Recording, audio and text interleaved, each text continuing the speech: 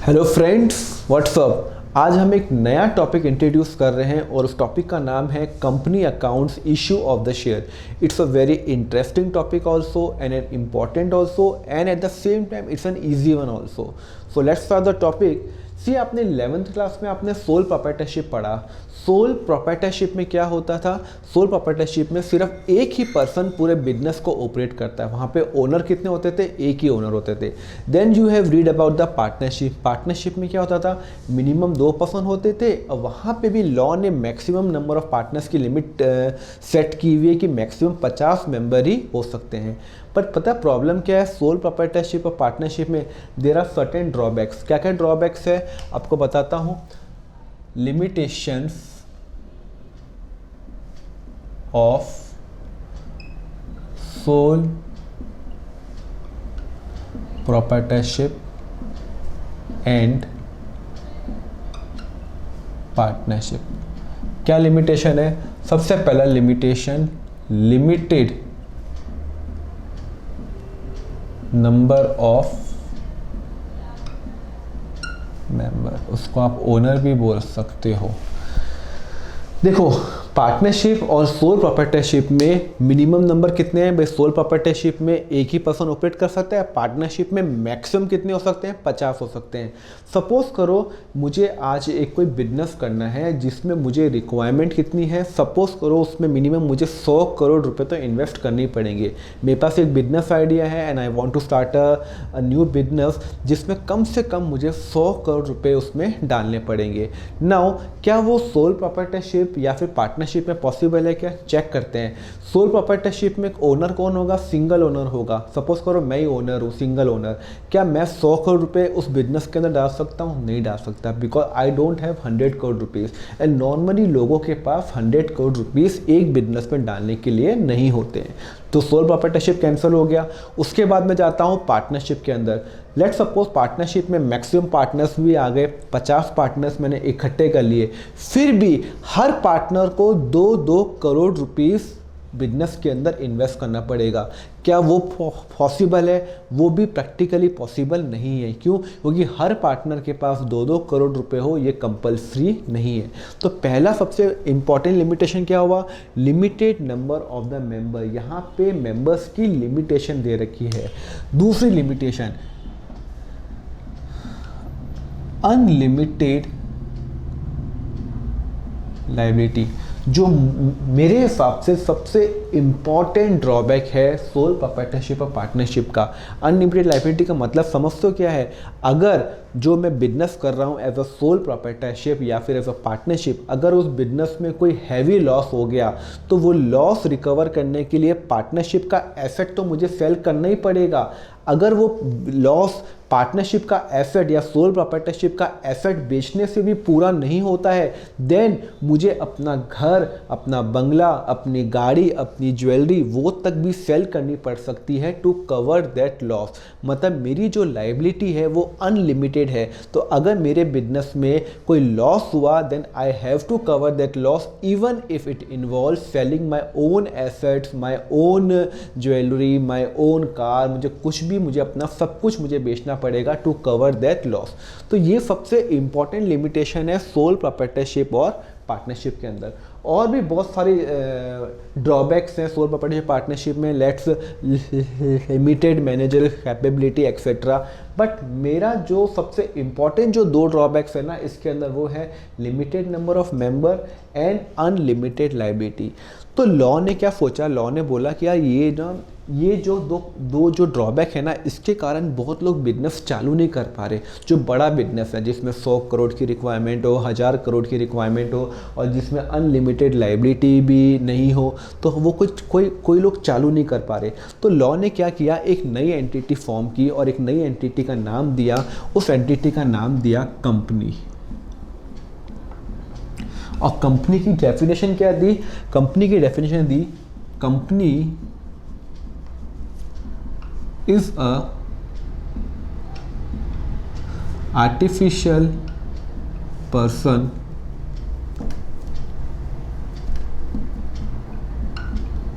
created by law having separate entity with a perpetual succession and common seal. तो क्या definition है company की? Company is an artificial person created by the law having a separate entity with a perpetual succession and a common seal. हम इस definition को यहाँ पे break करते हैं। सबसे पहला पॉइंट है it is an artificial person. Artificial person का मतलब ये हुआ it have a separate legal entity. फिर सेपरेट लीगल एंटिटी का मतलब क्या हुआ? सेपरेट लीगल एंटिटी का मतलब हुआ कि लॉ के अंदर जब भी कोई हम नई कंपनी बनाते हैं तो उसकी एक अलग एंटिटी होती है और ओनर अलग होता है और एंटिटी अलग होती है। फिर हमने ये तो चीज़ पार्टनरशिप और सोल प्रोप्राइटरशिप में पढ़ी, हाँ आपने वहाँ पे भी पढ़ी, पर वहाँ पे अकाउंटिंग पॉइंट ऑफ व्यू से अलग एंटिटी थी। पर यहाँ पे it is a created by the law के हिसाब से यहाँ पे अलग एंटिटी है। इसका मतलब पता क्या हुआ कि अगर मुकेश अंबानी ने कोई कंपनी चालू की है, लेट्स सपोज रिलायंस लिमिटेड, तो रिलायंस एक अलग एंटिटी है, मुकेश अंबानी एक अलग एंटिटी है। तो अगर रिलायंस को कुछ खरीदना है, लैंड खरीदना है, बिल्डिंग खरीदना है, तो रिलायंस अपने नाम पे खरीद सकता है कि this land has been purchase by Reliance, this building has been purchase by Reliance, this machinery has been purchase by the Reliance.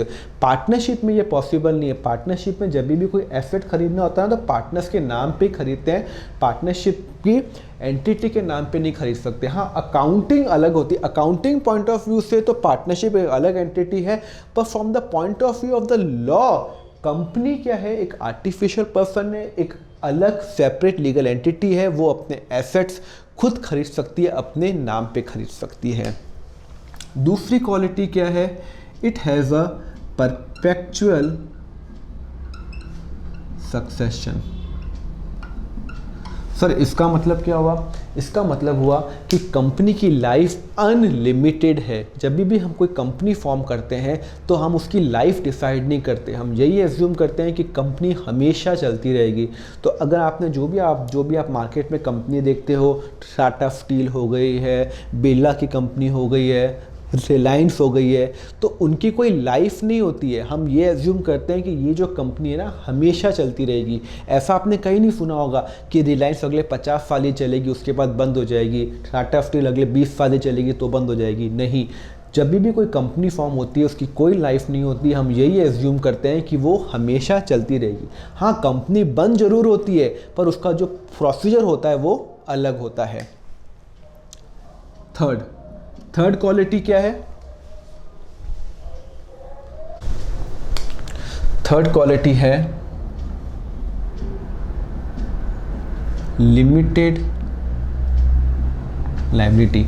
मेरे हिसाब से सबसे इम्पॉर्टेंट क्वालिटी जो कंपनी की वो होती है लिमिटेड लायबिलिटी। लिमिटेड लायबिलिटी का मतलब हुआ कि अगर सपोज करो कोई कंपनी को नुकसान हुआ तो वो नुकसान सिर्फ कंपनी ही भरेगी। कंपनी का ओनर का जो एसेट्स होते हैं वो हम सेल नहीं कर सकते। एग्जाम्पल के लिए अगर मुकेश अंबानी ने कंपनी चालू की है रिलायंस और रिलायंस से कुछ हैवी लॉस हो गया और रिलायंस ने अपने सारे एसेट्स, सारी प्रॉपर्टीज़ बेचने के बाद भी वो लॉस रिकवर नहीं हो रहा है, देन ऑल्सो हम मुकेश अंबानी का घर, मुकेश अंबानी के व्हीकल, मुकेश अंबानी की ज्वेलरी वो सेल नहीं कर सकते। क्यों? क्योंकि मुकेश अंबानी एक अलग एंटिटी है, रिलायंस एक अलग एंटिटी है। मुकेश अंबानी ने जो एसेट्स लिए हुए हैं वो उसने अपने नाम पे लिए हुए हैं, रिलायंस ने जो एसेट्स लिए हैं वो अपने नाम पे लिए हुए हैं। तो Reliance and Mukesh Ambani are the two different entity. ये जो क्वालिटी है ना, ये सोल प्रोप्राइटरशिप और पार्टनरशिप में नहीं है। अगर सोल प्रोप्राइटरशिप और पार्टनरशिप में नुकसान हुआ और अगर वो पार्टनरशिप के बिजनेस के एसेट बेचने के बाद भी पूरा नहीं हुआ, देन वो पार्टनर्स के प्राइवेट एसेट भी हमें सेल करने पड़ते हैं टू कवर दैट लायबिलिटी। सो इसके अंदर अनलिमिटेड लायबिलिटी है और इसके अंदर क्या है? लिमिटेड लायबिलिटी है। तो कंपनी के केस में रिस्क कितना है? रिस्क उतना ही है जितना कंपनी में पैसा इन्वेस्ट किया उतना ही रिस्क है, उससे ज़्यादा रिस्क नहीं है। फोर्थ क्वालिटी है कॉमन सील। कॉमन सील का मतलब हुआ भाई कंपनी एक आर्टिफिशियल पर्सन है, एक लॉ में एग्जिस्ट करती है, तो कंपनी के जो भी डॉक्यूमेंट्स होंगे it has to have a some common seal. तो उसके अंदर कोई भी डॉक्यूमेंट्स होंगे, कंपनी के रिजल्ट्स होंगे, कंपनी के इंपॉर्टेंट डॉक्यूमेंट्स होंगे, उसमें जो चेयरमैन के जो साइन होंगे उसके ऊपर कंपनी का जो सील है, जो रबर स्टैंप है, वो होना कंपल्सरी है। Fifth quality is separation of ownership and management. इसका मतलब क्या होगा सर कि सेपरेशन ऑफ ओनरशिप मैनेजमेंट। देखो कंपनी के केस में क्या होता है ना, there are not a single owner, एक ओनर तो है नहीं। अगर एक ही ओनर होता तो सोल प्रोप्राइटरशिप होता। पार्टनरशिप में मैक्सिमम 50 मेंबर हैं। कंपनी के केस के अंदर there is absolutely no limit of the number of the member. वहाँ पे मेंबर 1000 भी हो सकते हैं, 1 करोड़ मेंबर भी हो सकते हैं। एग्जाम्पल लेता हूँ मैं, रिलायंस का एग्जाम्पल लेता हूँ। रिलायंस में लेट सपोज 1 लाख ओनर हैं। तो एक बात बताओ, अगर रिलायंस को कुछ डिसीजन लेना है कि यहाँ पे लैंड खरीदना है या यहाँ पे एक नई मशीनरी खरीदनी है या एक नई बिल्डिंग खरीदनी है, क्या वो 1 लाख लोगों से पूछेगा कि क्या हम ये मशीनरी खरीद सकते हैं? अगर ऐसे होगा तो इट्स प्रैक्टिकली इम्पॉसिबल कि एक सिंपल सी एक मशीनरी खरीदनी है वो 1 लाख लोगों से पूछेगा। तो ऐसे तो कोई काम हो नहीं पाएगा। तो लॉ ने क्या बोला, लॉ ने कहा देखो ओनर तो बहुत सारे हैं, 1 लाख रिलायंस के अंदर ओनर हैं, बट आप क्या करो, एक कमेटी अपॉइंट कर लो और वो कमेटी ही क्या करेगी, डिसीजन लेगी कि मशीनरी खरीदनी है, बिल्डिंग खरीदनी है, कहाँ पे पैसा इन्वेस्ट करना है, एक्सेट्रा एक्सेट्रा। जैसे आप जो सोसाइटी में रहते हो तो सोसाइटी में क्या होता है, सोसाइटी में हज़ारों घर होते हैं, पर उन हज़ारों घर के जो डिसीजन होते हैं, जो स्मॉल डिसीजन होते हैं, वो कौन लेता है, उस सोसाइटी की कमेटी लेती है। हम वो कमेटी अपॉइंट करते हैं कि पीएम को कितनी सैलरी देनी है, हमें कहाँ से पानी लेना है, कहाँ से फंक्शन होगा, एक्सेट्रा एक्सेट्रा। तो वो कौन लेता है, डिसीजन कौन लेता है, वो सोसाइटी की कमेटी लेती है। तो सेम वे कंपनी के केस में मैनेजमेंट और ओनरशिप अलग होता है। ओनर तो होते ही होते हैं, ओनरशिप एक मैनेजमेंट अपॉइंट करता है, उसको हम नॉर्मली क्या बोलते हैं, board of directors. Okay. Sixth है freely transferability of share. What is the freely transferability of the shares का मतलब क्या हुआ?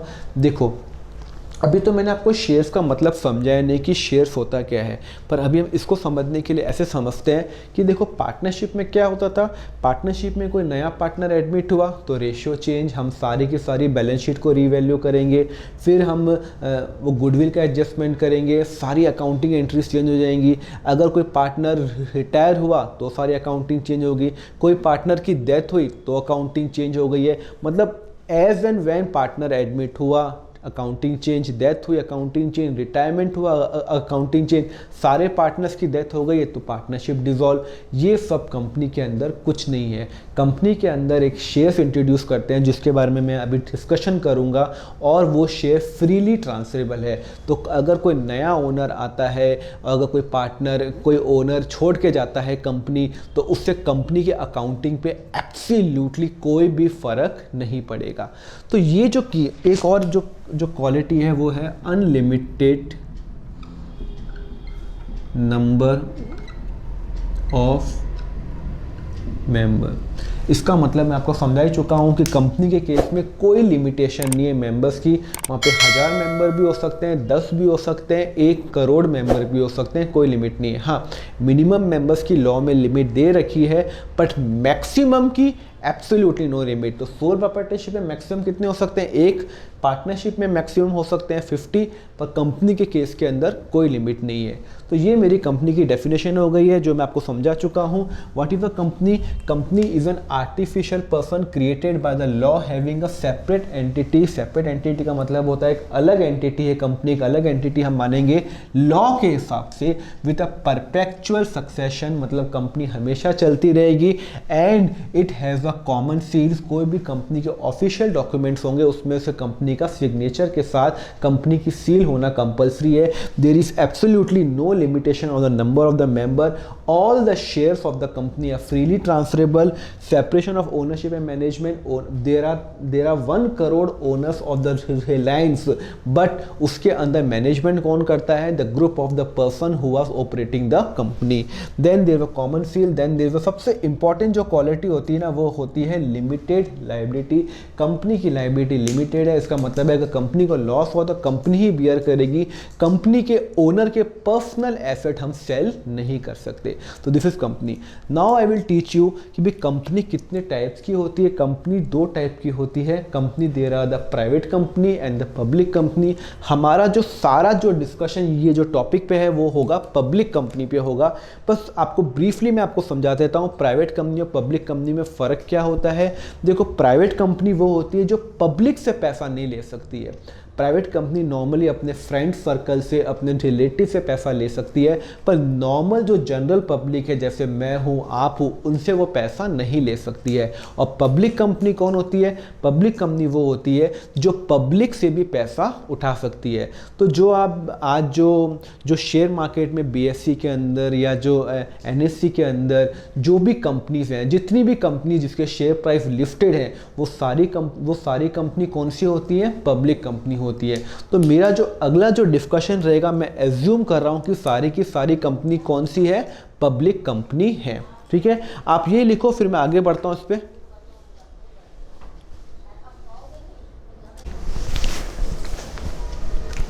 सो I have already taught you companies क्या होती है, टाइप ऑफ कंपनीज कौन कौन सी होती हैं। There are 2 type of companies, private company and the public company. Private company कौन सी होती है? जो जनरल पब्लिक से पैसा नहीं ले सकती है। और पब्लिक कंपनी कौन सी होती है? जो जनरल पब्लिक से पैसा ले सकती है। जो NSE BSE के अंदर जो भी कंपनीज होती है ना, वो कौन सी कंपनीज होती है? Public company. इसका मतलब है पब्लिक कंपनी में मैं या आप इन्वेस्ट कर सकते हैं। हमारा जो आगे का जो सारा डिस्कशन रहेगा ना वो किस पे रहेगा? पब्लिक कंपनी पे रहेगा। सो एज्यूम करो कि मेरे पास एक बिजनेस आइडिया है जिसके अंदर मुझे पैसों की रिक्वायरमेंट है। फॉर द सिंप्लिसिटी सेक मैं एज्यूम कर रहा हूँ कि मुझे 100 लाख रुपीस चाहिए, 1 करोड़ रुपए चाहिए। देखो, नॉर्मली जब हम कंपनी फॉर्म करते हैं तो हम करोड़ में बात करते हैं, 100 करोड़, 10 करोड़, 10,000 करोड़ के अंदर बात करते हैं। पर for the simplicity case of our example, मैं सारे एग्जाम्पल किस में ले रहा हूँ? लैक्स में ले रहा हूँ, जिससे आपको समझ में थोड़ा जल्दी आए। सो मैंने आज डिसाइड किया कि लेट सपोज कि आज मेरे पास एक बिजनेस आइडिया है, तो क्यों ना मैं एक कंपनी फॉर्म करूं। तो कंपनी फॉर्म करने का सबसे पहला स्टेप होता है, I will go to registrar के पास जाऊंगा और अपनी कंपनी का नाम क्या करूंगा? रजिस्टर करूंगा। तो सबसे पहले पता है, जब रजिस्ट्रार के पास मैं जाऊंगा तो सबसे पहले वो क्वेश्चन क्या पूछेगा मुझसे? देखो, आप कंपनी तो फॉर्म कर रहे हो, आप बताओ पूरे लाइफ टाइम के अंदर आपको कितने कैपिटल की रिक्वायरमेंट है। रजिस्ट्रार मुझको पूछेगा, देखो आप कंपनी तो फॉर्म कर रहे हो, तो आपको पूरे लाइफ टाइम के अंदर कितने कैपिटल की रिक्वायरमेंट है। तो मैं बोलूँगा, देखो कंपनी की कोई लाइफ तो होती नहीं है, कंपनी तो हमेशा चलती रहेगी। फिर भी वो रजिस्ट्रार पूछेगा, देखो नॉर्मली आपको लगता है इतने पैसे आपके लिए आप जनरल पब्लिक से उठा सकते हो, मैक्सिमम कितने पैसे? तो मैं बोलूँगा मैक्सिमम, ठीक है, मुझे 100 लाख रुपीज़ अगर मुझे नॉर्मली पूरे लाइफ टाइम के अंदर चाहिए होंगे। इस 100 लाख को मैं क्या बोलूँगा? ऑथोराइज्ड कैपिटल बोलूँगा। क्या बोलूँगा मैं? authorized capital. What is a authorized capital? It is a maximum amount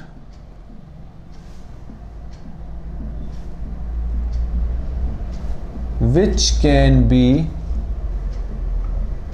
raised by company during its lifetime. मेरे एग्जाम्पल के अंदर मैंने एज्यूम किया है, लेट सपोज 100 लाख। मैं अभी आपको फिर बोल रहा हूँ, मैं सिर्फ सिंप्लिसिटी केस के अंदर सारे एग्जाम्पल लैक्स में ले रहा हूँ। रियल लाइफ के अंदर ये सारी फिगर्स नॉर्मली किस में रहती है? करोड़ में रहती है। तो सबसे पहले रजिस्ट्रार क्या क्वेश्चन पूछेगा, आपको कैपिटल की रिक्वायरमेंट कितनी है ओवर द लाइफ टाइम, मतलब अगले 50-100 साल तक आपको कितना लगता है कि कितना कैपिटल आपको जनरल पब्लिक से लेना है। तो मैं बोलूँगा ठीक है मुझे ना 100 लाख से मेरा काम हो जाएगा। 100 लाख अगर मुझे मिल जाएंगे अगर फ्यूचर के अंदर, तो मेरी कंपनी नॉर्मली एस्टेब्लिश हो जाएगी और मुझे उससे ज़्यादा रिक्वायरमेंट पूरी ज़िंदगी में नहीं आएगी। तो उसको मैं क्या बोलता हूँ, authorise capital. It is a maximum amount, मतलब अब मैं जनरल पब्लिक से 100 लाख से ज़्यादा मैं पैसे नहीं ले सकता। मैक्सिमम लिमिट कितनी होगी अब मेरी कि मैं पब्लिक से कितना पैसा ले सकता हूँ, 100 लाख, उससे 1 रुपये भी मैं ज़्यादा नहीं ले सकता।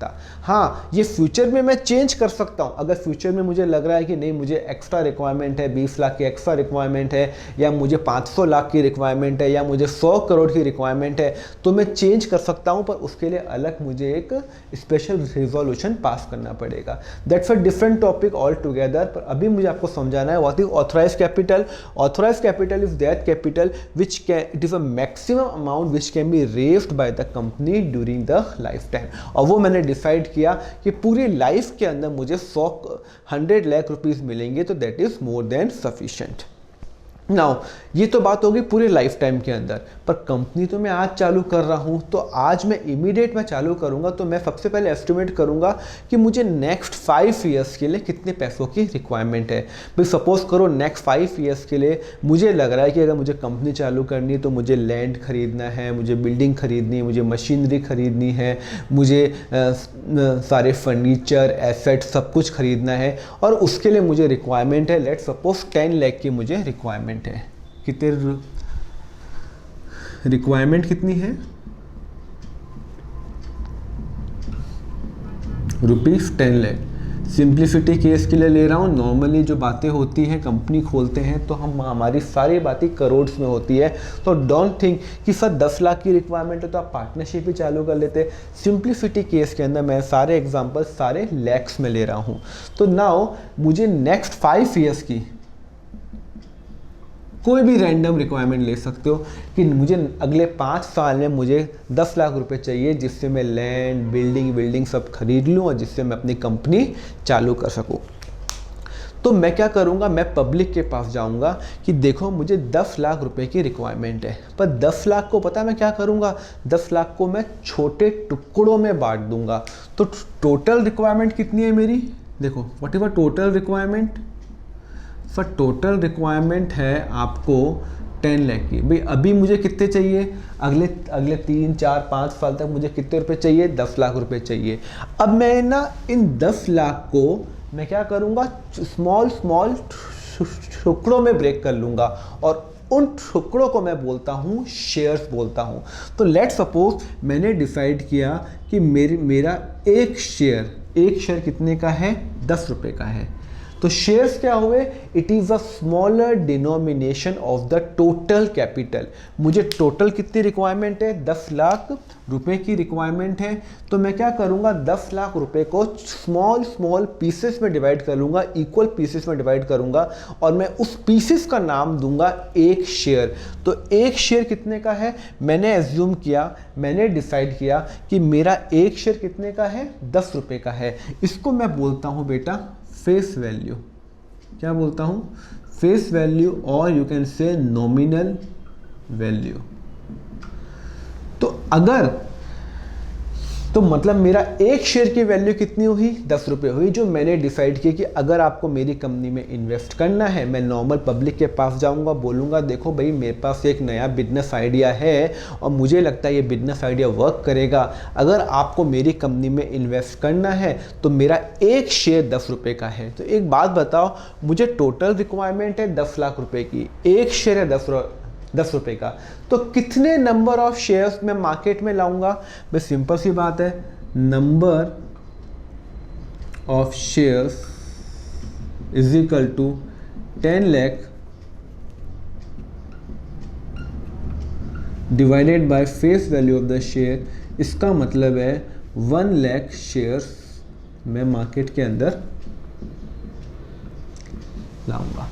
बात समझे। ऑथोराइज कैपिटल क्या होती है, जो मुझे पूरे लाइफ टाइम के अंदर चाहिए, मुझे लग रहा है इतनी कैपिटल की रिक्वायरमेंट आएगी, तो दैट इज अभी के लिए टोटली इररेलेवेंट है। क्यों? क्योंकि ये तो पूरी लाइफ टाइम में 16 लाख रुपए चाहिए, पर अभी मुझे नेक्स्ट 3-4 नेक्स्ट 1 ईयर 2 ईयर या 5 ईयर्स के अंदर मेरी रिक्वायरमेंट कितनी, 10 लाख की रिक्वायरमेंट है। और 10 लाख रुपए मैं किससे मांगूंगा? जनरल पब्लिक से मांगूंगा। भाई मेरे पास 10 लाख रुपए तो है नहीं, अगर मेरे पास 10 लाख रुपए होते तो मैं खुद ही अपनी कंपनी चालू कर लेता, पर since I don't have that much amount of money, तो मैं जनरल पब्लिक के पास जाऊंगा। देखो मेरे पास एक बिजनेस आइडिया है और जो मुझे लग रहा है कि बिजनेस आइडिया अच्छा चलेगा, अगर वो चाहते हो कि मैं कंपनी चालू करूं तो आप मेरी कंपनी में इन्वेस्ट करो। और आपको इन्वेस्ट अगर करना है तो मैंने एक शेयर रखा है, 10 रुपये का रखा है, 10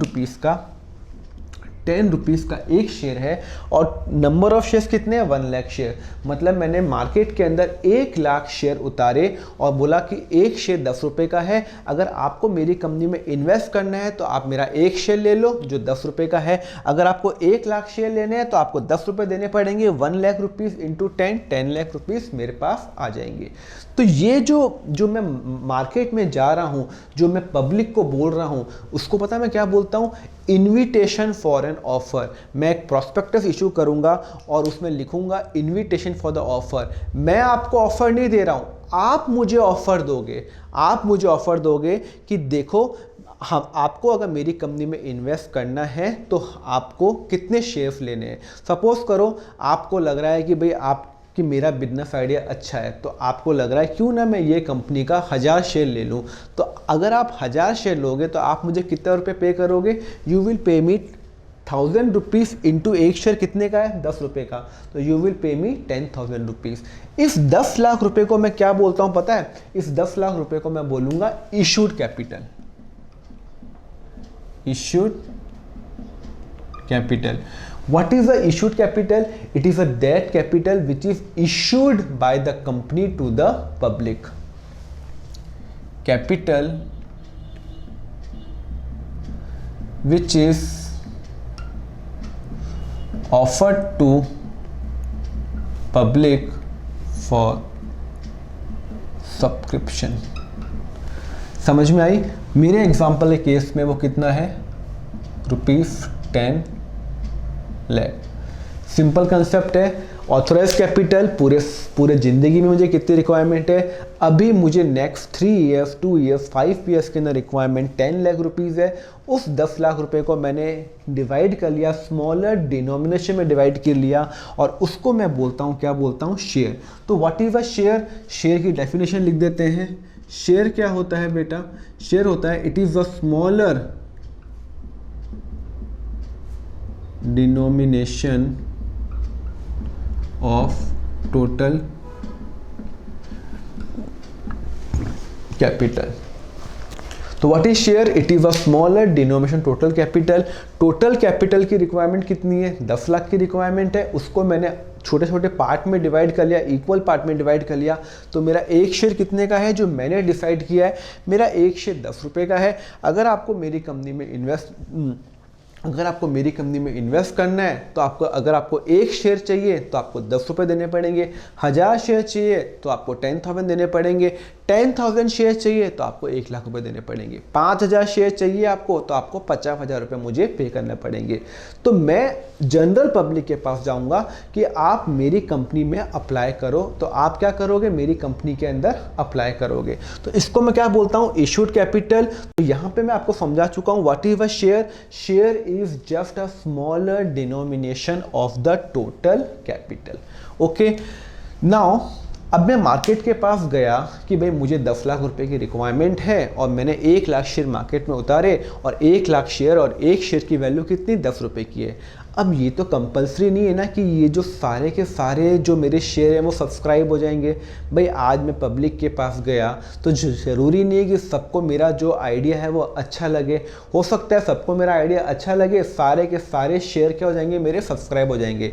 भाई आज मैं आपके पास गया मैं अपनी कंपनी चालू कर रहा हूँ, मैंने कहा मेरे कंपनी में मुझे रिक्वायरमेंट है 10 लाख की रिक्वायरमेंट है, 1 लाख शेयर मैंने इंट्रोड्यूस किए, एक शेयर 10 रुपये का है और मैं आप लोगों के पास गया। अब आप लोग सोचोगे, आप लोग मेरा आइडिया देखोगे कि ये आइडिया अच्छा लगा या नहीं लगा, किसी को अच्छा लगेगा किसी को अच्छा नहीं लगेगा, वॉट एवर द केस में भी, तो आप लोग मेरी कंपनी में इन्वेस्ट करोगे। तो किसी को लग रहा है मैं 5000 शेयर खरीदता हूँ, किसी को लगता है 10,000 शेयर खरीदता हूँ, किसी को लगता है 2000 शेयर खरीद रहा हूँ।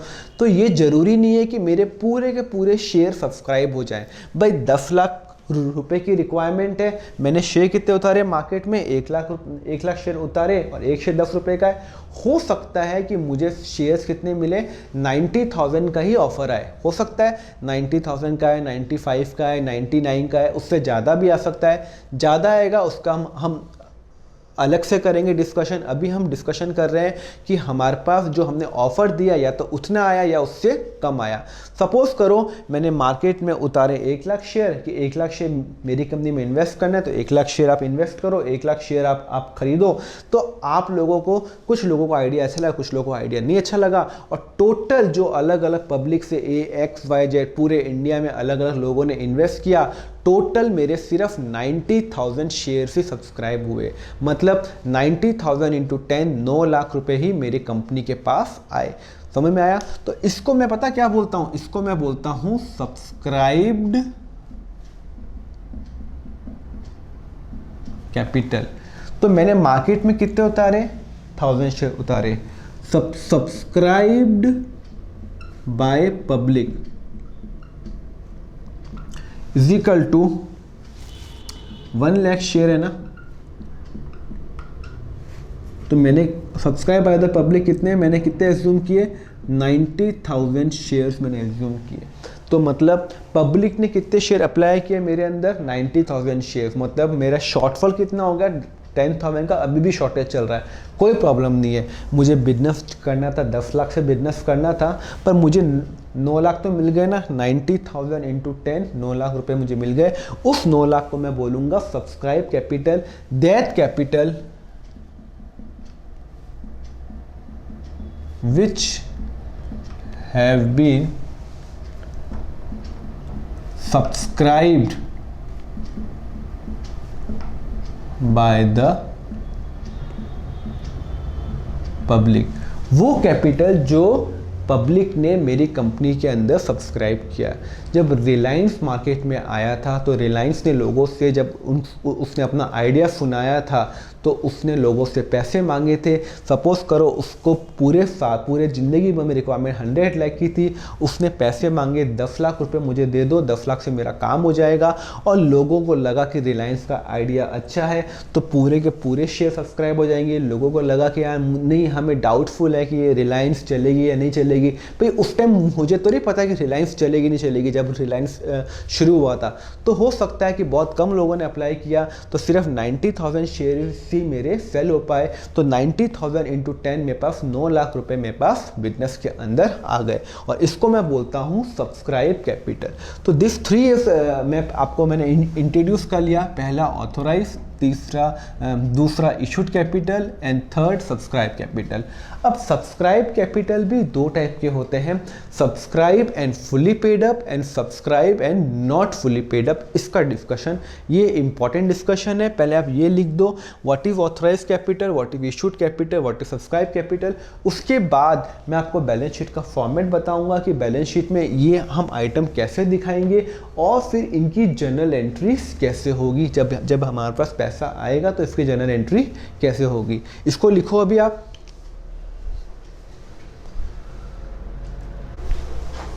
लिख दिया आप लोगों ने।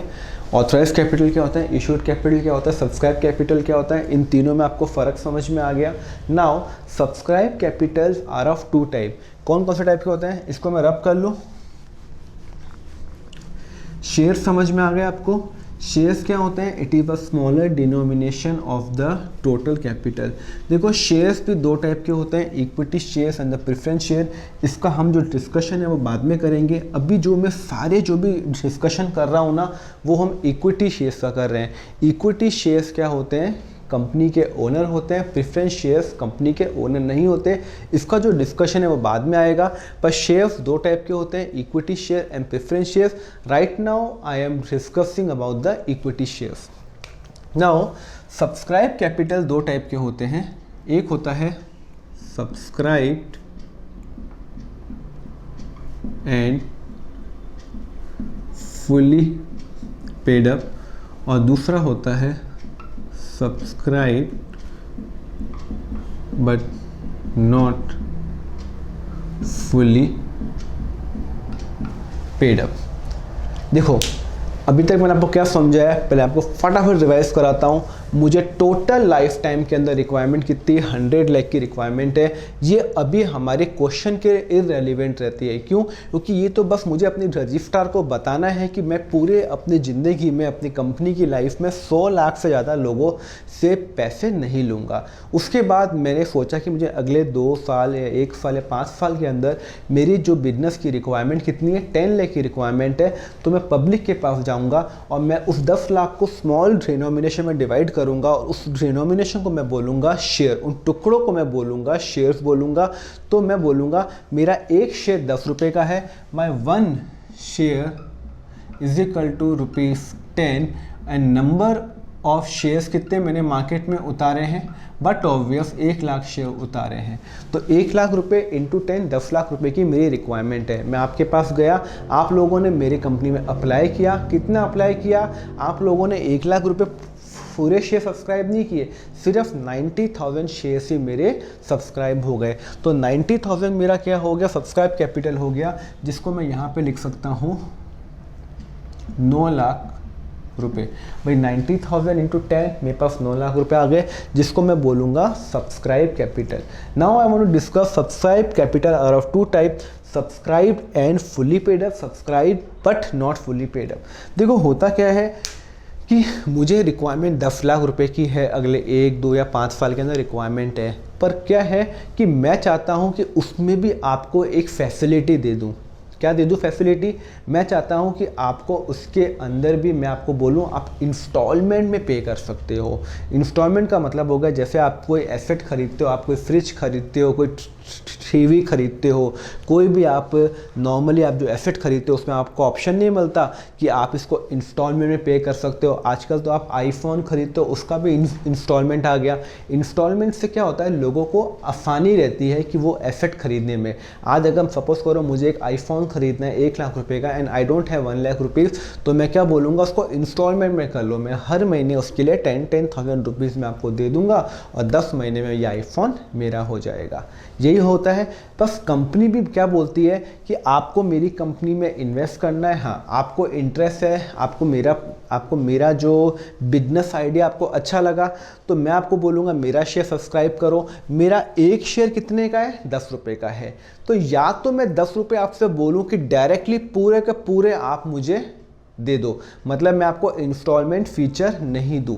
तो अगर मैं आपको इंस्टॉलमेंट फीचर नहीं देता हूं और मैं आपके पास जाता हूं कि 10 रुपये आप मुझे पूरे के पूरे दे दो, तो वो कहां पे आएगा? Subscribe and fully paid up. मतलब मैंने आपसे पूरे के पूरे पैसे मांग लिए।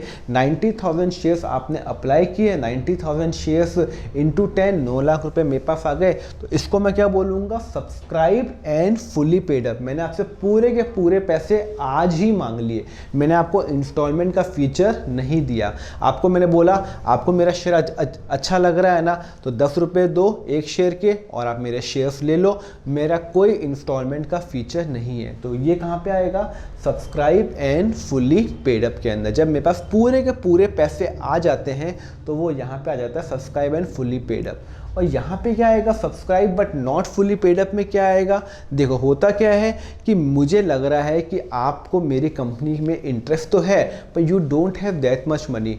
सपोज करो आपकी बात करता हूँ, सपोज करो आपको मेरा बिजनेस आइडिया अच्छा लगा कि भाई हाँ कि मैं इस कंपनी में इन्वेस्ट करता हूँ and you want to subscribe for 1000 share. भाई आपका मन आया कि मैं ना 1000 शेयर ले लेता हूँ और एक शेयर कितने का है? 10 रुपीज़ का है। तो आपको कितने रुपए देने पड़ेंगे?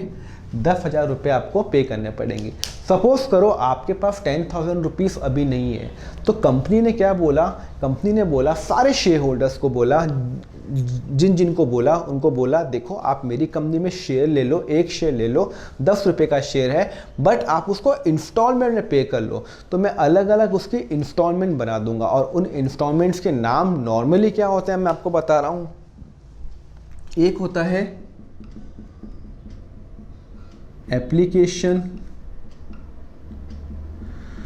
मनी, दूसरा होता है अलॉटमेंट मनी, सबका मतलब आपको समझाऊंगा, first call and second call, जितने भी आपको कॉल करने हैं सपोज करो, और है थर्ड एंड फाइनल कॉल।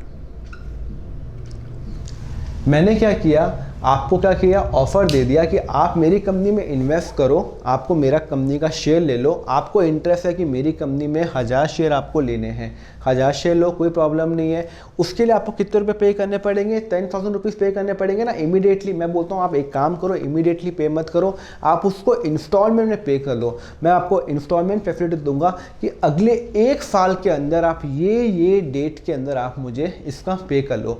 अगर आपने 1000 शेयर अप्लाई किए हैं, भाई टोटल सब्सक्रिप्शन कितना आ गया मेरे पास, 90,000 शेयर्स का आ गया, कि लोगों ने अप्लाई कितना किया, अप्लाइड कितना हुआ, 90,000 शेयर्स हो गए। ये एक आदमी ने थोड़ी अप्लाई किया है, ये हज़ारों लाखों लोगों ने अप्लाई किया हुआ है। तो 90,000 शेयर्स मेरी कंपनी में लोग इंटरेस्टेड है, 90,000 शेयर्स मेरे खरीदने में इंटरेस्टेड है। ओके, सपोज करो आपने 1000 शेयर अप्लाई किए, आपको कितने पे करने थे, 10 रुपये के हिसाब से 10,000 पे करने थे।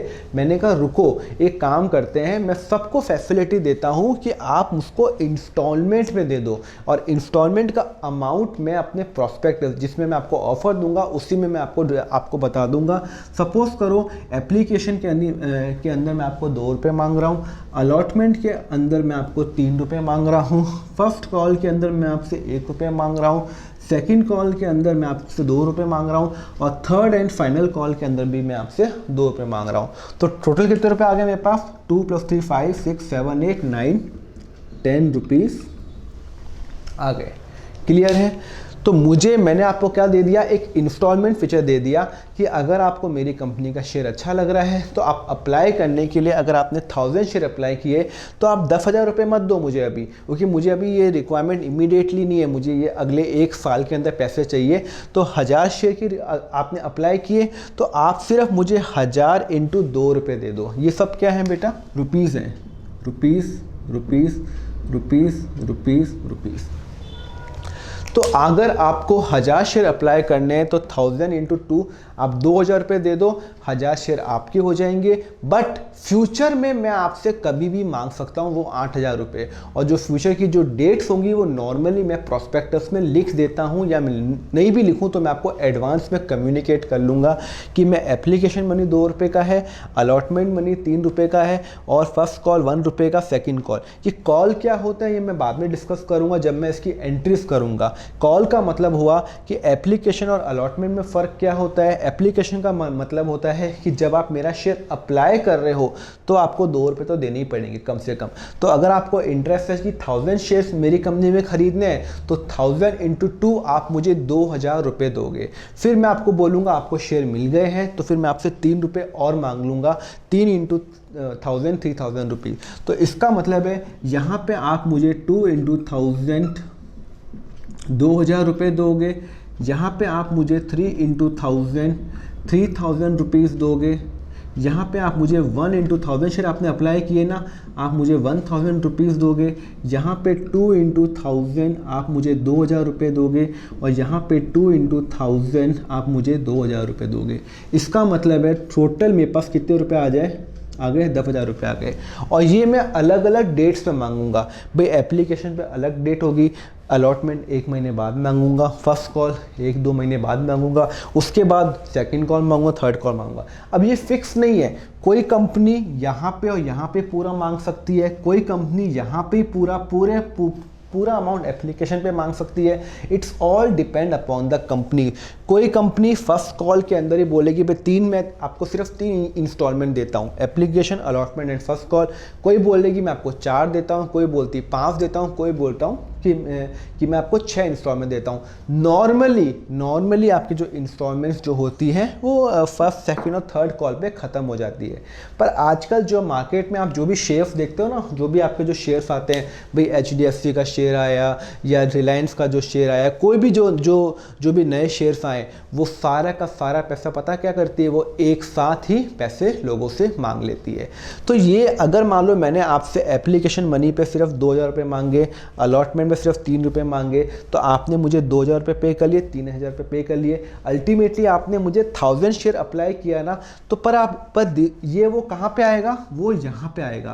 भाई आपने सब्सक्राइब तो 1000 शेयर्स किए, but it is not fully paid up. Fully paid up कब होंगे, जब आप मुझे पूरे के पूरे 10 रुपये दे दोगे तो वो फुली पेड अप हो जाएंगे।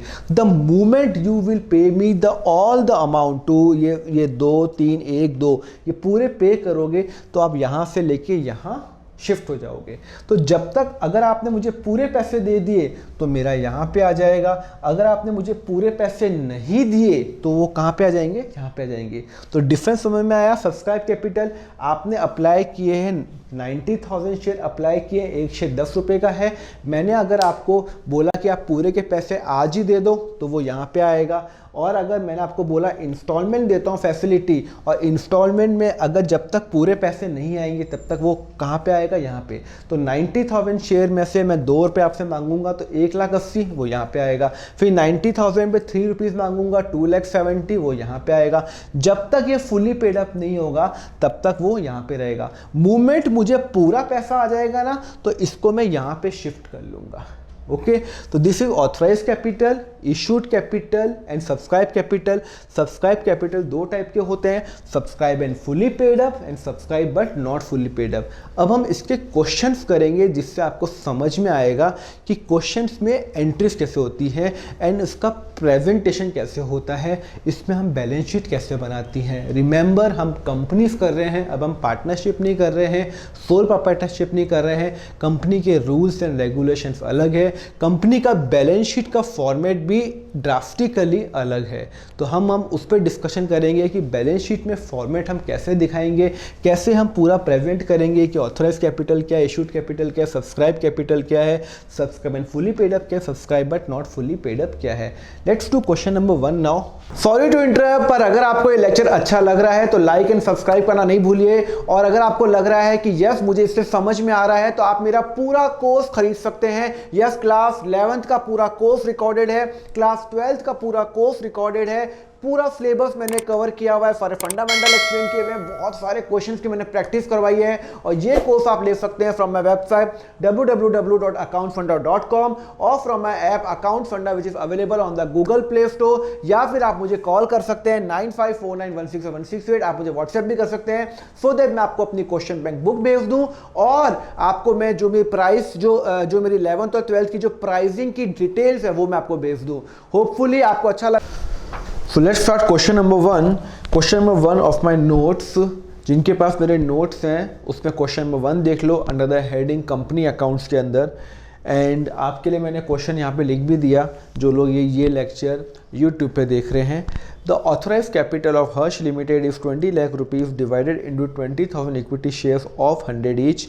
Out of this the company issue 15,000 equity share for subscription to the public apply for 14,000 share and money were duly receive. How you will show the share capital account in the balance sheet of the company and also prepare the notes to the account for the same.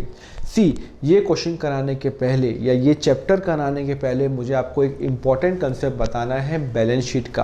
देखो, अब तक आपने क्या किया, sole proprietorship की balance sheet बनाई, आपने partnership की बैलेंस शीट बनाई। वो बैलेंस शीट का फॉर्मेट क्या था? वो बैलेंस शीट का फॉर्मेट था ऐसा। बैलेंस शीट का फॉर्मेट कैसा था भाई? लायबिलिटी आपकी लेफ्ट साइड में आती थी और एसेट क्या आता था अपना राइट साइड में आता था। यही अपना फॉर्मेट हमने फॉलो किया। तो जो भी लायबिलिटी के आइटम्स हैं, कैपिटल है, क्रेडिटर्स हैं, रिजर्व है, वो यहाँ पे आते थे, और जो भी मेरे एसेट्स है वो राइट साइड में आते थे। Now you are entering into the company accounts. आप कंपनी की अकाउंटिंग कर रहे हो, तो जब आप कंपनी की अकाउंटिंग करते हो तो हमें लॉ देखना पड़ता है कि लॉ ने क्या फॉर्मेट दे रखा है। तो पहले तो पता क्या होता था, पहले आज से 4-5 साल पहले यही वाला कंपनी अकाउंट्स जो है ना, यही वाला फॉर्मेट फॉलो करती थी। लाइबिलिटी लेफ्ट साइड में, एसेट राइट साइड के अंदर। कंपनीज भी ये फॉलो करती थी, बट कंपनीज एक्ट ने 2013 में एक नया रूल इंट्रोड्यूस किया, जिसके अंदर उन्होंने एक शेड्यूल 3 इंट्रोड्यूस किया, जिसमें उन्होंने बैलेंस शीट का जो फॉर्मेट है वो पूरा चेंज कर लिया। डोंट वरी, वो जो बैलेंस शीट का जो पूरा फॉर्मेट है, it's a very very simple format, and उसके लिए एक आपका अलग डेडिकेटेड चैप्टर है आपका 12th के अंदर। जब मैं उस चैप्टर में आऊँगा तब मैं आपको उसके बैलेंस शीट के बारे में जो भी डिटेल्स होंगी, जो भी फॉर्मेट होगा, वो मैं आपको पूरा समझाऊंगा। अभी मैं ये जो चैप्टर कर रहा हूँ इश्यू ऑफ शेयर, इसके लिए आपको बैलेंस शीट का जो एक्सट्रैक्ट है वो जाना जरूरी है, कि मैं जो शेयर कैपिटल है वो बैलेंस शीट में मैं कैसे प्रेजेंट करूँगा। तो देखो, अभी का जो फॉर्मेट जो था ना, सोल प्रोप्राइटरशिप और पार्टनरशिप का, ये वाला फॉर्मेट है, अभी भी वही चल रहा है। पर कंपनी के केस में पता है क्या हुआ, कंपनी के केस में जो फॉर्मेट हो गया ना, वो ऐसा हो गया, ऊपर लायबिलिटी, नीचे एसेट। मतलब ये वाला फॉर्मेट हो गया, पहले लायबिलिटी आएगी फिर एसेट आएगा। इस फॉर्मेट को मैं क्या बोलता हूँ, इस फॉर्मेट को मैं बोलता हूँ कि हॉरिजॉन्टल फॉर्मेट। कैसे कि लायबिलिटी या ऊपर आएगी और एसेट्स क्या आएंगे, नीचे आएंगे। तो पहले सारे लायबिलिटीज़ के आइटम्स आएंगे, शेयर कैपिटल आएगा, डिबेंचर्स आएगा, लोन्स आएगा, रिजर्व आएगा, और फिर हम एसेट्स की बात करेंगे। मतलब ये एकदम सीधा फॉर्मेट है, इसमें ना लेफ्ट है ना राइट है, इसमें टॉप और बॉटम है। तो हम कंपनी अकाउंट्स में क्या फॉलो करते हैं, लायबिलिटीज़ ऊपर, एसेट नीचे। ये फॉर्मेट आपका एक अलग डेडिकेटेड चैप्टर है इसका, जो शेड्यूल 3 के बारे में बात करेगा। उसमें मैं आपको डिटेल में बताऊंगा कि कौन कौन सा आइटम किधर आएगा। अभी हम कर रहे हैं शेयर कैपिटल का टॉपिक कर रहे हैं कंपनी अकाउंट्स के अंदर। उसमें you need to know only the few details जो मेरी शेयर कैपिटल से रिलेटेड है। तो देखो, मैं आपको बताता हूँ हमें फॉर्मेट कैसे बनाना है। रिमेंबर, आप कंपनी अकाउंट्स कर रहे हो, तो अब आप पार्टनरशिप की बैलेंस शीट भूल जाओ और सोल प्रोप्राइटरशिप की बैलेंस शीट का फॉर्मेट भूल जाओ। देखो फॉर्मेट कैसे होगा, पहले तो मैं आंसर लिखता हूँ यहाँ पे। सबसे ऊपर लिखेंगे extract. Why I am writing extract of balance sheet of, कौन सी कंपनी है, हर्ष लिमिटेड। भाई कंपनी का नाम है Harsh limited, extract of balance sheet of Harsh limited. उसमें आप क्या कॉलम बनाओगे और उसके नीचे लिखोगे एज एट। कहीं पे भी डेट दे रखी है, नई डेट दे रखी है, तो हम डॉट डॉट डॉट छोड़ देंगे। उसके बाद हम क्या करेंगे, उसके बाद हम एक बनाएंगे, एक कॉलम ये बनाएंगे, यहाँ पे लिखेंगे पर्टिकुलर्स, यहाँ पे लिखेंगे नोट नंबर, यहाँ पे लिखेंगे अमाउंट, करंट ईयर, और यहाँ लिखेंगे अमाउंट प्रीवियस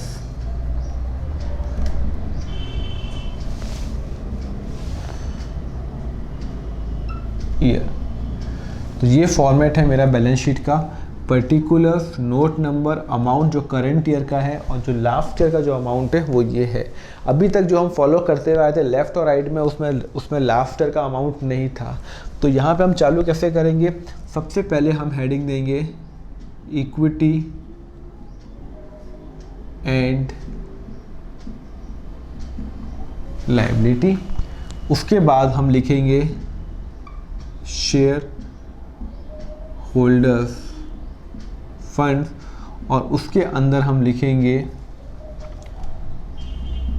शेयर कैपिटल। मैं भी कौन से क्वेश्चन की बात कर रहा हूँ, जो शेयर कैपिटल जो बैलेंस शीट में हम कैसे रिप्रेजेंट करेंगे।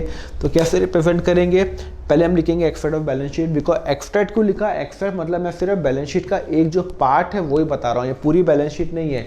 तो पहले मेरा लायबिलिटीज आएगा, फिर मेरा एसेट आएगा। सिंस इस क्वेश्चन में बोला हुआ है कि जो शेयर कैपिटल कैसे दिखाना है वो मैं आपको दिखा रहा हूँ। तो extract of balance sheet of Harsh limited as at this, ये तो आपको पता ही है, particulars note number amount current year and amount previous year. ये आपके लिए थोड़ा सा नया है, amount previous year T format नहीं बनेगा। ओके, ये हो जाएगा आपका इक्विटी एंड द लायबिलिटी, ये आपकी एक हेडिंग है। उसके अंदर जो हेडिंग है वो है शेयर होल्डर फंड, उसको आप नाम दे सकते हो 1, और उसके अंदर जो हेडिंग है वो है शेयर कैपिटल।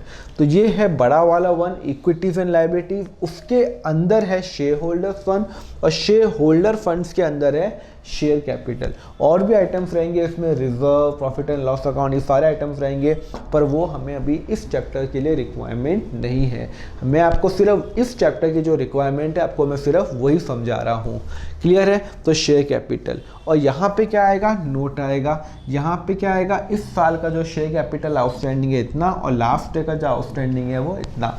जो लास्ट डे का जो बैलेंस शीट मैंने बनाई थी वो यहाँ पे आ जाएगी, और जो करंट ईयर जो बैलेंस शीट बनेगी वो यहाँ पे आएगी। क्लियर है? ओके। अभी वो क्या बोल रहा है, the authorise capital of Harsh limited is this and this and this. How you will show the share capital account in the balance sheet of the company, also prepare the notes to the account for the same. देखो, अब मुझे ना हर चीज़ का ना मैं ना यहाँ पे शेयर कैपिटल की यहाँ पे डिटेल नहीं बताऊँगा। आपने जब आपने 11th या फिर आपने 12th क्लास के अंदर पार्टनरशिप में आपने बैलेंस शीट बनाई थी, तो अगर कोई भी एसेट का डिटेल होता था ना, तो हम वो नोट्स टू अकाउंट से बनाते थे। तो इधर भी मैं क्या करूँगा, शेयर कैपिटल का जो भी होगा ना डिटेल, उसको मैं एक अलग वर्किंग नोट बनाऊंगा, और उस नोट का नाम दे देता हूँ 1, नाम दे दिया मैंने। क्या नाम दे दिया? 1। तो जैसे जैसे आगे आएंगे क्रेडिटर्स आएंगे तो note number 2, long term borrowings आएगा note number 3, whatever the जो भी मेरी सिचुएशन रही है वो मैं नोट नंबर दे दूंगा। तो इसका नोट नंबर मैंने क्या दिया? 1 दिया। ओके, चलो इसको तो मैं यहाँ पे हटाता हूँ। अब मैं यहाँ पे बनाता हूँ नोट नंबर 1। नोट नंबर 1 में सबसे पहले मैं लिखूंगा पर्टिकुलर, और यहाँ पे लिखूंगा अमाउंट रुपीस बट ऑब्वियस। अच्छा, इसमें मुझे प्रीवियस ईयर का कोई देने की रिक्वायरमेंट नहीं है। मुझे नोट नंबर 1 बनाना है। किसका बनाना है? शेयर कैपिटल का बनाना है। मुझे शेयर कैपिटल के यहाँ पे जो फिगर आएगी ना, यहाँ जो फिगर आएगी और यहाँ जो फिगर आएगी, इसका मुझे नोट बनाना है। सिंस मुझे प्रीवियस ईयर का कुछ इन्फॉर्मेशन नहीं है, तो इसके लिए कोई नोट नहीं बनाऊंगा। मुझे करंट ईयर का, मुझे बोल रहा है कि करंट ईयर में हम वो कैसे हम पोजीशन दिखाएंगे, हमें वो बताना है। तो note number 1 particular amount and rupees. Okay, clear है? चलो अब चालू करते हैं। सबसे पहले मैं लिखूंगा शेयर कैपिटल। ये नोट किसका है भाई? ये शेयर कैपिटल का नोट है। ओके, अच्छा, अब मैंने आपको क्या समझाया था? There are authorise capital, issued capital and a subscribe capital. याद है ना आपको? नहीं भी याद है तो अभी आपको समझ में आ जाएगा। ऑथोराइज कैपिटल क्या होता है? ऑथोराइज कैपिटल वो कैपिटल होता है कि मैक्सिमम इतना अमाउंट कंपनी पब्लिक से रेस कर सकती है। तो कहीं पे भी क्वेश्चन में ऑथोराइज कैपिटल दिया हुआ है क्या? तो authorise capital of this is 20 lakh divided into 20,000 equity share of 10/100 each. Okay, तो सबसे पहले मैं एक हेडिंग बनाऊंगा,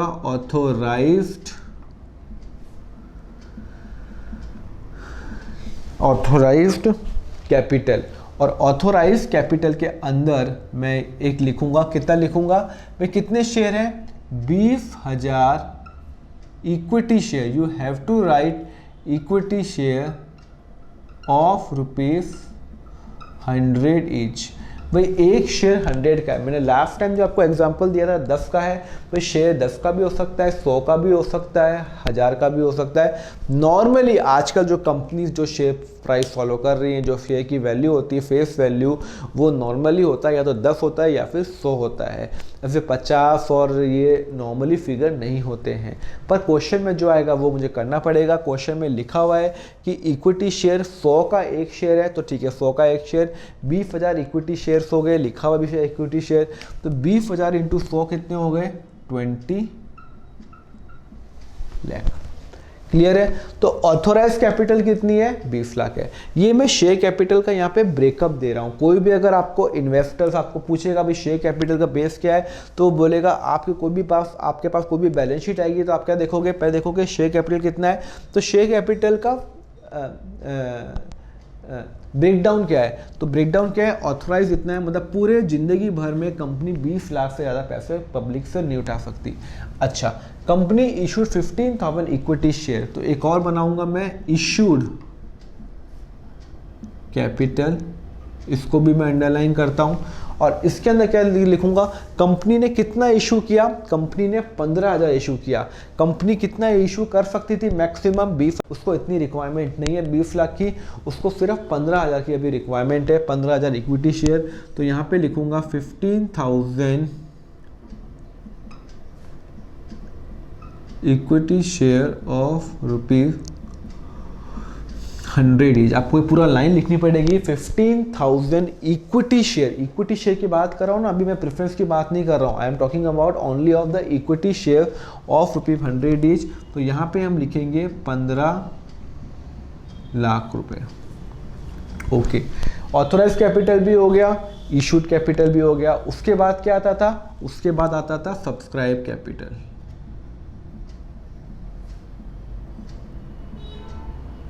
ओके, सब्सक्राइब कैपिटल क्या होता है, वो कैपिटल जो पब्लिक ने सब्सक्राइब किया। भाई मैं मार्केट में गया कि भाई मैं मेरी कंपनी में अगर आपको इन्वेस्ट करना है तो शेयर्स खरीद लो, 15,000 शेयर का मैंने ऑफर दिया हुआ है कि आप मुझे 15,000 शेयर का मुझे ऑफर दे दो और मेरी कंपनी में आप 15 लाख रुपए लगा दो, क्योंकि एक शेयर कितने का है, 100 रुपये का है। ओके, नाउ हो सकता है ना कि लोगों को मेरी कंपनी नहीं पसंद आई हो, तो सिर्फ कितने लोगों ने अप्लाई किया है, ओनली 14,000 लोगों ने क्या किया है, अप्लाई किया है।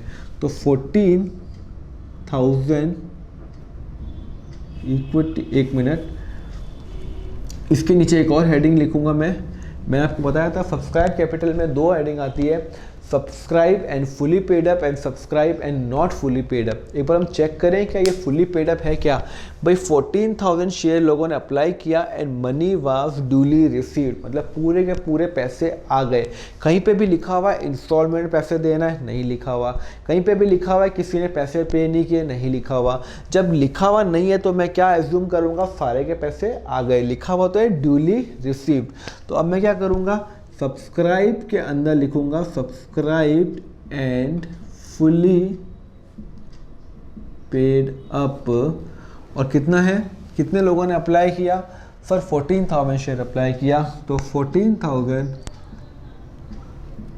इक्विटी शेयर आपको लिखना जरूरी है ऑफ ₹100 ईच, 14 लाख।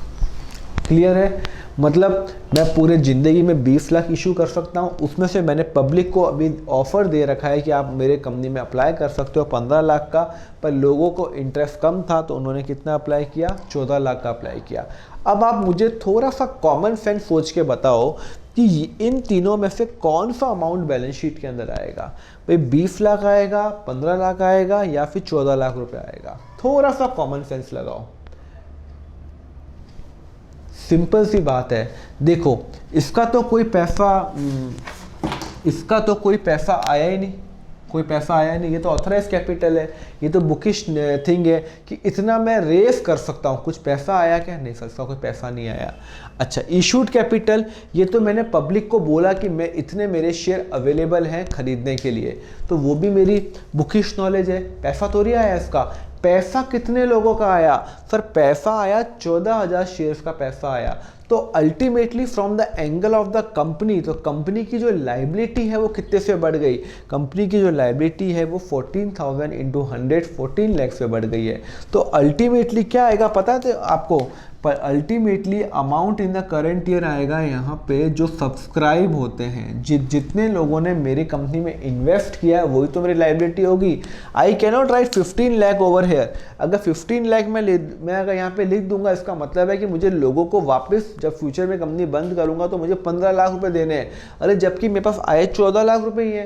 तो 14 लाख लोगों ने 14,000 लोगों ने अप्लाई किया तो 14,000 का यहाँ पे आंसर आएगा। 15,000 से मुझे क्या मतलब है? ये तो बिल्कुल ही मतलब नहीं है, बिकॉज ये तो ऑथराइज कैपिटल है। मैं ज़िंदगी में कितना रेस कर सकता हूँ ये तो सिर्फ बता रखा है। इतना मैंने लोगों को ऑफर किया, पर मेरा अल्टीमेटली कितना सामान बिक गया, कितना शेयर बिक गए मेरे, इतने के शेयर मेरे पास सब्सक्राइब हो गए।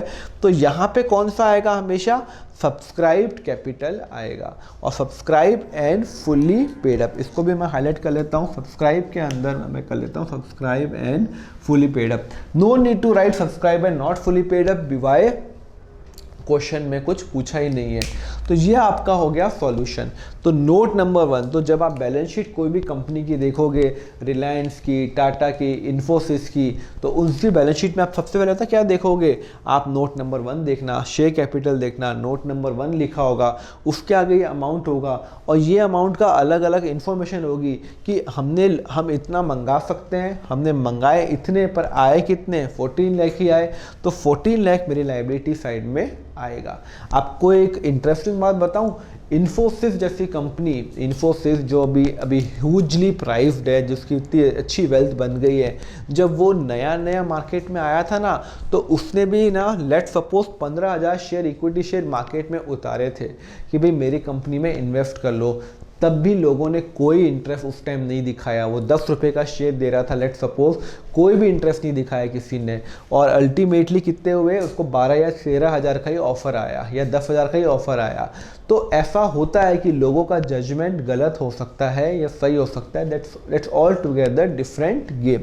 अभी जो मुझे आपको समझाना है वो है कि फॉर्मेट, ये आपका फॉर्मेट आपको याद करना है, बैलेंस शीट का फॉर्मेट, और इसके अंदर नोट आएगा। तो जब आप बैलेंस शीट पढ़ेंगे, नोट नंबर 1 पढ़ना, नोट नंबर 1 में ये होगा। अभी जब आप घर पे हो तो आप अपने मॉम या अपने डैड से बोलना, पापा आपके पास कोई एनुअल रिपोर्ट है क्या? या आपकी मॉम के पास होगी, कोई भी कंपनी की एनुअल रिपोर्ट है क्या? उस एनुअल रिपोर्ट को खोलना और देखना कि सबसे पहले शेयर कैपिटल लिखा होगा, उसके आगे नोट होगा, और नोट के आगे ये सारी इंफॉर्मेशन होगी। क्लियर है? चलो, तो क्वेश्चन नंबर 1 भी आपका डन हो गया। कोई प्रॉब्लम है इसके अंदर? कोई प्रॉब्लम नहीं है। लेट्स डू क्वेश्चन नंबर 2, जिसमें हम और थोड़ा थोड़ा एडवांस जाएंगे। हर क्वेश्चन में हम थोड़ा थोड़ा एडवांस जाएंगे।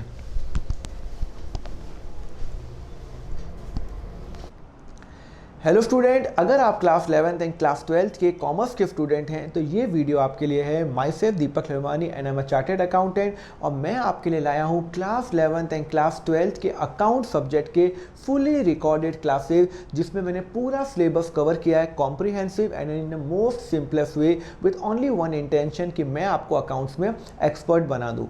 तो जब आप ये कोर्स ऑर्डर करेंगे, आपको मिलेगा एक पेन ड्राइव या फिर एक SD कार्ड प्लस एक question bank book.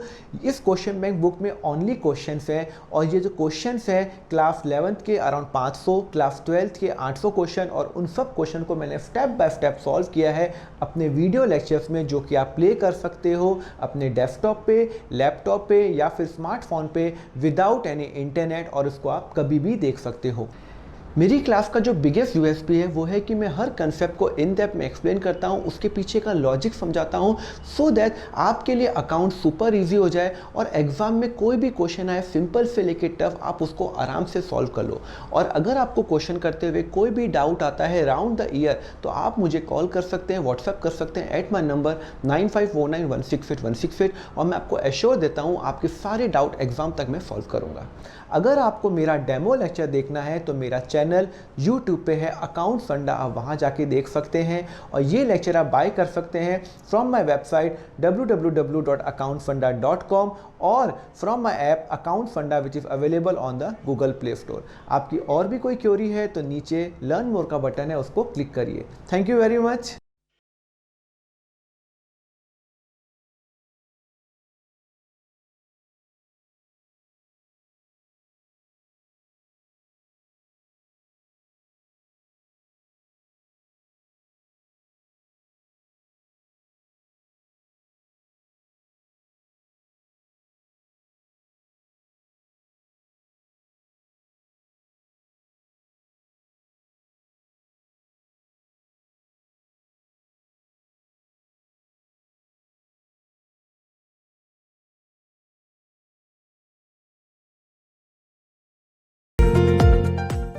Thank you very much for watching the lecture. Next video का लिंक नीचे डिस्क्रिप्शन पे दिया हुआ है और आपको स्क्रीन पे भी आ चुका होगा। And also please don't forget to like, subscribe and share my YouTube channel account funda. ये सब्सक्रिप्शन बटन है, सो क्लिक करिए so that you remain fully updated of all the accounts video I post. And also please don't forget to comment on how you like my video. Okay friends, so let's meet on the next video.